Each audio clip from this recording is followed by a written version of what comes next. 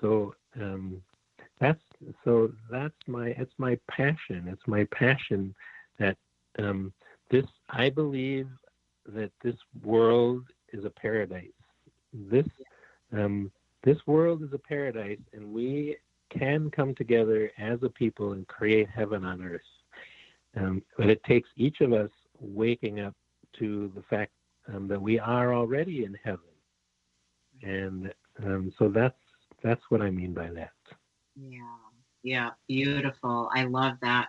And since you are also a dream builder coach with Mary Morrissey, and I'm a dream builder coach, one of the first things that I heard her say that really drew me in before I decided that I wanted her to be my mentor and the coaching program that I wanted to take is that when she started learning that there was so much more, this whole invisible side of our nature that we just don't pay any attention to. We're so programmed and conditioned to live from our five senses only. And if we can't see it, feel it, taste it, touch it, hear it, it doesn't exist.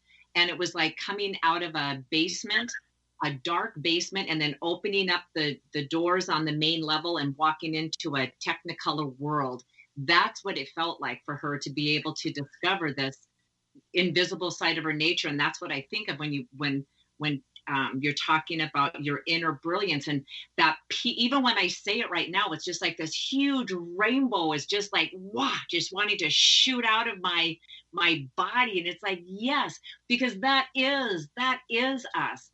And it makes me think of people that are wanting to take a hallucinogen. I never say the right word. It's not ayahuasca. What is it? Not ayahuasca. Ayahuasca. I don't know why I cannot say that word. And taking ayahuasca so they can have this out of body experience to this other dimension and experience, this wonderful thing. And it's like, but we already are that. We are already that. And we can do that with our pineal gland. It's right. And that's another thing that's so incredible about us, that most people don't know that the pineal gland that's in the middle of the brain has rods and cones, light receptors, like the physical eyes have light receptors so we can see. But the pineal gland doesn't get any light. There's no light that gets to the middle of your brain, and unless you got something going on that we don't know about.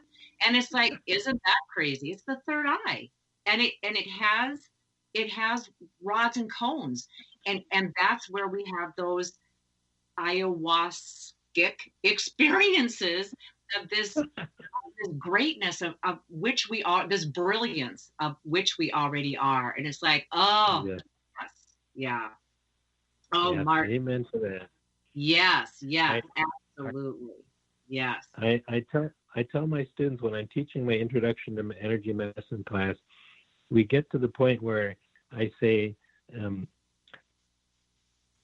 if we were born with the ability, we were born with eyes to see the physical world and ears to hear the physical world and all the five senses.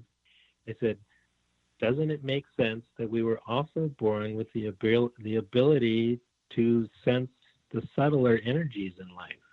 And that's what intuition is, and it occurs differently for different people. But that's what you're talking about, clairvoyance, the ability to see things not with our eyes, but with different receptors that we were all born with this. We were born with the ability to see, with our pineal gland, and we can hear, I hear voices a lot, and it's not. I've been hearing voices all my life, and I used to think there was something wrong with me, and now I know it's just spirit talking to me. But that's another thing. It's important for everybody to wake up to the fact that intuition is, being psychic and having intuition is not just for people who were born sensitive. It's for everybody. We all have the ability to hear and see and sense and feel and know the subtler sides of life. And the subtler sides of life is all it's all the luminosity and the brilliance and the energy that we've been talking about. Yeah. We can we can tune into and directly experience those aspects of life. Absolutely. Oh my goodness, absolutely we can. Yes. And when we do that, it's just such a game changer, because you start realizing that it's not me against the world. It's very hard, I think, for this human body to have to work against everything else that's happening out there. And when we start realizing that we really are spiritual beings having this human experience, I didn't realize this. That was the person who coined that phrase was oh shoot, I hope I don't butcher his name. Pierre Teilhard de Chardin, the French philosopher, Jesuit Catholic priest. He was the one that was that first. Of course, he got into all kinds of trouble with the Catholic religion, because he kept saying that, oh, there's like, we are spirit ourselves. We are that. We are that. And yes. When we get to know that and we get to live from that place, all of a sudden we start honoring ourselves so much more, and honoring other people, and even if they don't share the beliefs that we have, but being able to have more compassion on them. And that is one of the things as we start to wrap this up, because can you believe it? We're going to run out of time. We got about 4 minutes left.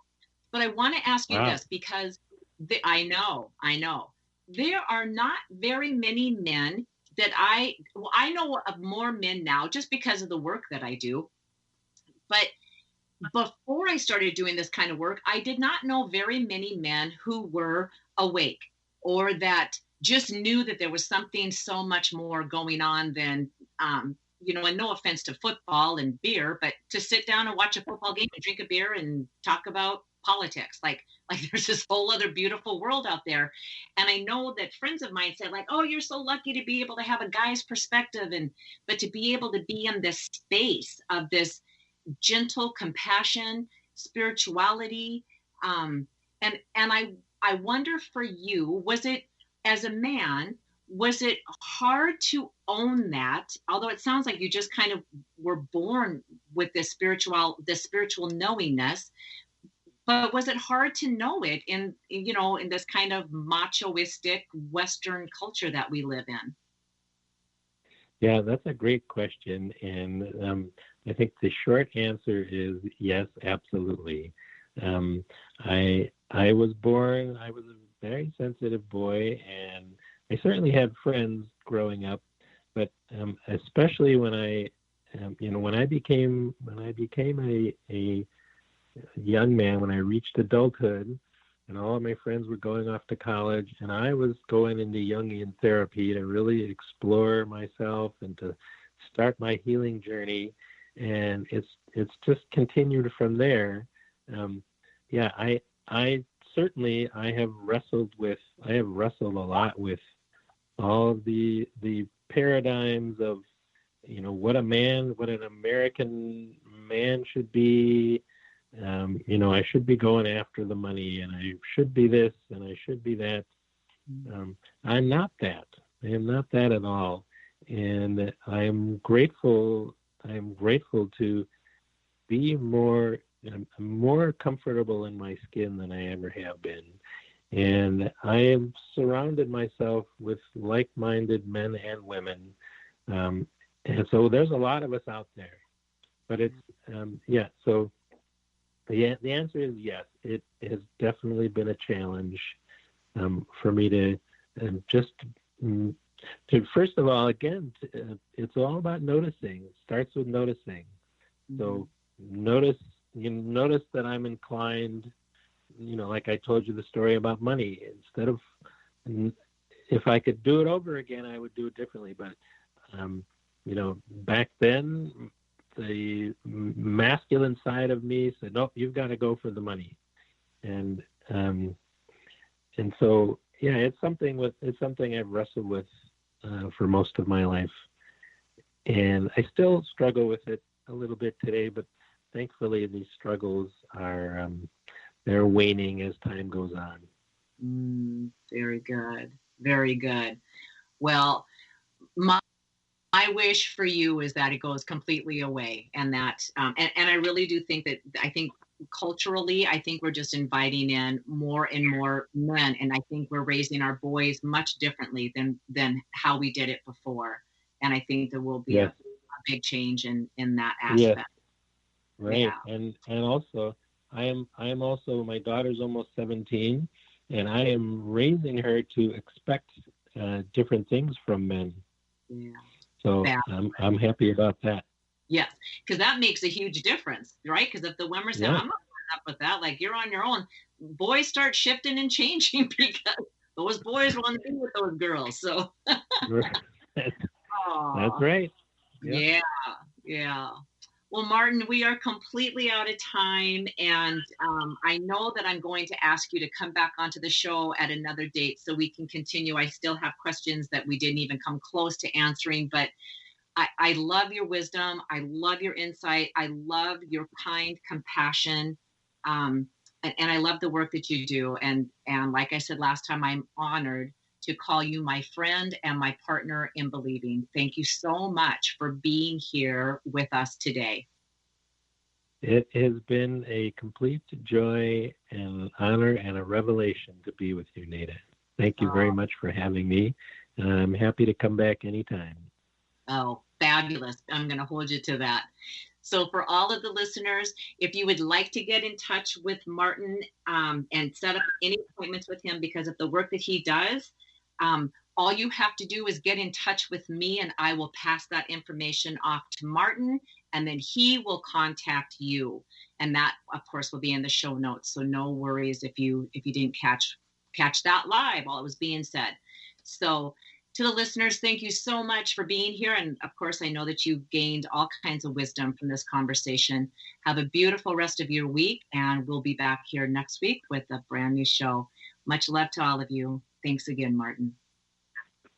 You are welcome, Nada. Thank you.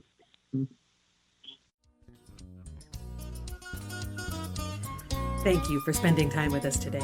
Please go to nadahogan.com for show notes and other information you can use right away. If you like what you heard here, please subscribe to our show, and don't forget to rate and review right there on Apple Podcasts, Stitcher, Google Play, or wherever you get your shows. And don't forget to tell your friends about it. We'll see you next week.